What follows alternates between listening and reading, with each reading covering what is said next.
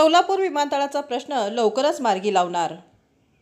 सहकार व केंद्रीय हवाई वाहतूक राज्यमंत्री मुरलीधर मोहोळ. अनेक वर्षांपासून प्रलंबित आणि लोकसभा निवडणुकीत प्रचाराचा विषय ठरलेल्या कौलापूर विमानतळाचा प्रश्न लवकरच मार्गी लावण्याचे आश्वासन सहकार व केंद्रीय हवाई वाहतूक राज्यमंत्री मुरलीधर मोहोळ यांनी दिले. पुढील महिन्यात संबंधित जागेची पाहणी करण्याचे नियोजन करण्याच्या सूचनाही त्यांनी वरिष्ठ अधिकाऱ्यांना दिल्या.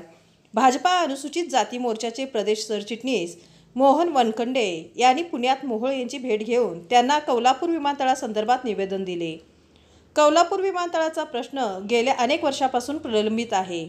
सांगली जिल्ह्याच्या दृष्टीने हे विमानतळ अतिशय महत्त्वाचे आहे. विमानतळ होण्यासाठी 160 एकर जमीनही आरक्षित आहे.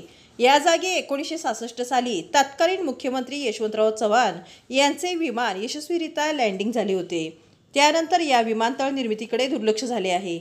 यापूर्वी अनेक वेळा मंत्री महोदय आणि मान्यवरांकडून या जागेची पाहणीही झाली आहे, पण आजतागायत विमानतळ उभारणीच्या दृष्टीने अपेक्षित हालचाली झाल्या नाहीत, असा उल्लेख वनखंडे यांनी या निवेदनात केला आहे.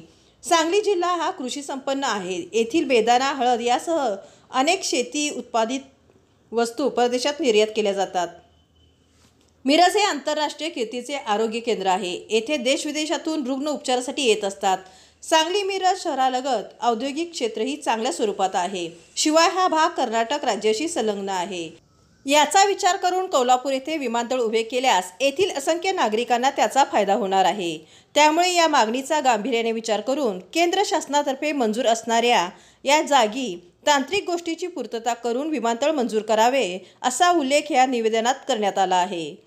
केंद्रीय हवाई वाहतूक राज्यमंत्री मुरलीधर मोहोळ यांनी या निवेदनाची दखल घेऊन पुढील आठवड्यात विमानतळ जागेच्या पाहणीचे नियोजन करण्याच्या सूचना संबंधित वरिष्ठ अधिकाऱ्यांना दिल्या आहेत. त्यामुळे विमानतळाचा प्रश्न मार्गी लागण्याच्या आशा दिसून येत आहेत. मोहन वनखंडे यांच्यासमवेत सागर वनखंडेसह अनेक मान्यवर यावेळी उपस्थित होते.